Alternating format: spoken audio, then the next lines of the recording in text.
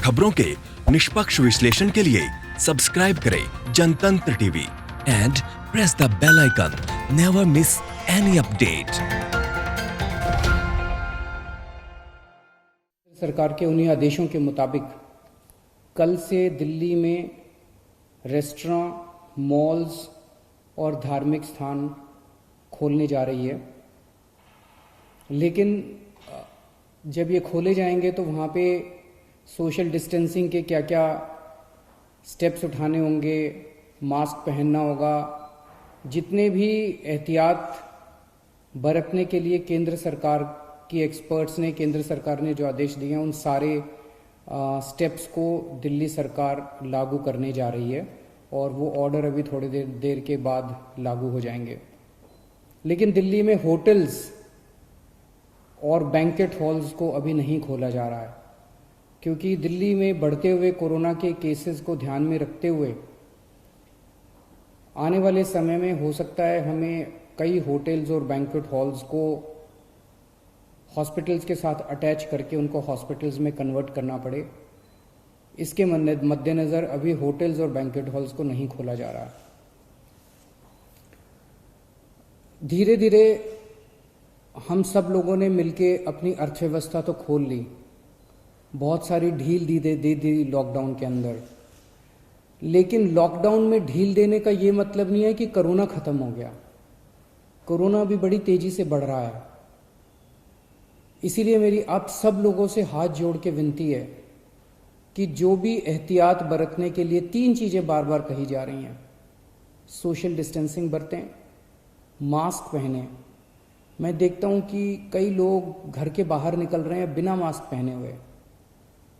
Mask पहन के आप किसी पे एहसान नहीं कर रहे, मास्क पहन के आप अपने ऊपर एहसान कर रहे हैं। अगर आप एहतियात बरतेंगे तो आप कोरोना से बच सकते हैं।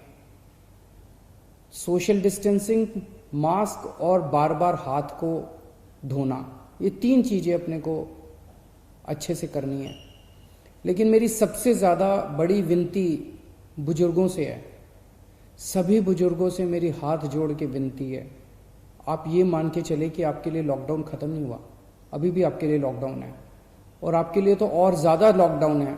सख्ती से लॉकडाउन करना है। मान लीजिए आपके घर में आपके बच्चे हैं, थोड़े दिन के लिए बच्चों से इंटरेक्ट करना बंद कर दीजिए, अपने घर के अन्य सदस्यों से इंटरेक्ट करना बंद कर दीजिए, एक ही कमरे में रहिए। अगर ज़रूरत है तो एक बारी बाहर राउंड लगा आइए, लेकिन किसी के साथ भी इंटरेक्ट मत कीजिए किसी भी तरह से। बुजुर्ग सबसे ज़्यादा, जितनी मौतें हो रही हैं उनमें सबसे ज़्यादा बुजुर्ग हैं। तो मेरी आपसे, जो बुजुर्ग हैं और जिनको कोमॉर्बिडिटी जो कहते हैं, कैंसर है या डायबिटीज़ है या सांस की बीमारी है, इन लोगों को ज़्यादा एहतियात बरतने की ज़रूरत है। पिछले हफ्ते मैंने आप सब लोगों से एक और चीज़ है, कल से दिल्ली के बॉर्डर्स खोले जा रहे हैं। 1 हफ्ता पहले हमने दिल्ली के बॉर्डर्स सील किए थे, इसलिए क्योंकि हमें ये लग रहा था कि अगर बॉर्डर्स खोल दिए तो देश भर से जो मरीज आएंगे और दिल्ली के अस्पतालों में इलाज कराएंगे, उससे दिल्ली के अस्पताल अभी जो कोरोना का इलाज कर रहे हैं, क्या उसको बर्दाश्त कर पाएंगे, क्या उस बर्डन को बर्दाश्त कर पाएंगे। इस वजह से बॉर्डर्स को सील किया गया था। कल से दिल्ली के बॉर्डर्स को खोला जा रहा है। साथ ही अभी कैबिनेट की मीटिंग हुई और ये निर्णय लिया जा गया है कि पिछले हफ्ते हमने दिल्ली के लोगों से पूछा था, हमने दिल्ली के लोगों के सामने ये प्रश्न रखा था, हमने दिल्ली के लोगों से ये पूछा था कि अभी तक कोरोना होने तक, मार्च के महीने तक दिल्ली के सारे अस्पताल पूरे देश के लोगों के लिए खुले रहते थे। दिल्ली के लोगों ने कभी अपने देश के लोगों का इलाज करने से मना नहीं किया। किसी भी वक्त हमारे दिल्ली के सारे अस्पतालों में लगभग 60-70% मरीज दिल्ली के बाहर से, देश भर से लोग आए हुए होते थे। हमने कभी मना नहीं किया। लेकिन इस वक्त दिल्ली खुद बहुत बड़ी समस्या में है। दिल्ली में कोरोना के केस बहुत तेजी से बढ़ रहे हैं और उसके इंतजाम करने के लिए दिल्ली सरकार, आपकी सरकार, बेड्स का इंतजाम कर रही है। चारों तरफ अस्पतालों में बेड्स का इंतजाम कर रही है। ऐसी स्थिति में अगर हमने दिल्ली के अस्पताल पूरे देश के लोगों के लिए खोल दिए, तो दिल्ली के लोगों को जब कोरोना होगा तो वो कहां जाएंगे? इस पे हम लोगों ने जनता से विचार मांगे थे। 7.5 लाख लोगों ने अपने सुझाव भेजे और 90% से ज्यादा लोगों का यही कहना था कि कोरोना तक, जब तक कोरोना है दिल्ली में, तब तक दिल्ली के अस्पताल केवल दिल्ली वालों के लिए रिजर्व होने चाहिए। उसके बाद हम लोगों ने एक 5 डॉक्टर्स की कमेटी बनाई। बड़े बड़े डॉक्टर्स थे। Doctor Mahesh Verma vice chancellor हैं आईपी यूनिवर्सिटी के, doctor Sunil Kumar medical director हैं जीटीबी हॉस्पिटल के, डॉक्टर अरुण गुप्ता ये प्रेसिडेंट हैं दिल्ली मेडिकल काउंसिल के, डॉक्टर आर.के. गुप्ता ये एक्स प्रेसिडेंट हैं दिल्ली मेडिकल एसोसिएशन के, डॉक्टर संदीप बुद्धिराजा ये ग्रुप मेडिकल डायरेक्टर हैं मैक्स हेल्थ केयर के। इन 5 लोगों की कमेटी ने विचार विमर्श करके और दिल्ली की जो मेडिकल इंफ्रास्ट्रक्चर है, हेल्थ इंफ्रास्ट्रक्चर है, उस पर नज़र डाल के उसको सारे को एसेस करके उन्होंने अपनी रिपोर्ट दी है। और उस रिपोर्ट में और बहुत सारी चीज़ें हैं, लेकिन उनका यही कहना है कि अगर दिल्ली में इस वक्त कोरोना के केसेस बहुत ज़्यादा बढ़ रहे हैं और जून के अंत तक दिल्ली को लगभग 15,000 बेड्स की ज़रूरत होगी। ये कहाँ से आएंगे?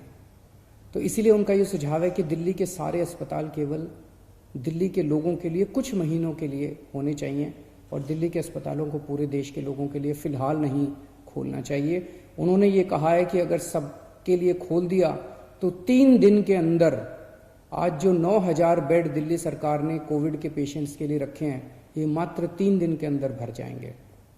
इन सारी चीज़ों पे आज कैबिनेट ने गौर किया। अभी थोड़ी देर पहले हमारी कैबिनेट की मीटिंग थी और कैबिनेट ने गौर करके ये निर्णय लिया है कि हमें एक संतुलन बनाने की ज़रूरत है। दिल्ली सरकार में 10,000 बेड हैं, केंद्र सरकार में भी 10,000 बेड हैं। तो एक तरफ कल से हम बॉर्डर्स खोल देते हैं। बॉर्डर्स को खोलने के बाद दिल्ली सरकार के जो 10,000 दिल्ली सरकार के जो अस्पताल हैं, वो अस्पताल केवल दिल्ली के लोगों के लिए रिजर्व होने चाहिए। केंद्र सरकार के जो अस्पताल हैं उसमें भी 10,000 बेड्स हैं। वहां पे कोई भी देश भर से आके अपना इलाज करा सके, उसके ऊपर दिल्ली सरकार कोई आदेश नहीं पारित कर रही, उसके ऊपर कोई तो जो जैसे आज व्यवस्था है कि केंद्र सरकार के अस्पतालों में कोई भी जाके इलाज कराता है, केंद्र सरकार के अस्पताल सबके लिए खुले रहेंगे। प्राइवेट अस्पताल केवल दिल्ली वालों के लिए रिजर्व रहेंगे कोरोना तक। लेकिन कुछ प्राइवेट अस्पताल ऐसे हैं जो स्पेशल किस्म की सर्जरी करते हैं, जो सर्जरी बाकी देश भर में अवेलेबल नहीं है और लोगों को अपनी जान बचाने के लिए दिल्ली आना पड़ता है। जैसे ऑन्कोलॉजी सर्जरीज हैं, ट्रांसप्लांटेशन है, न्यूरो सर्जरीज हैं।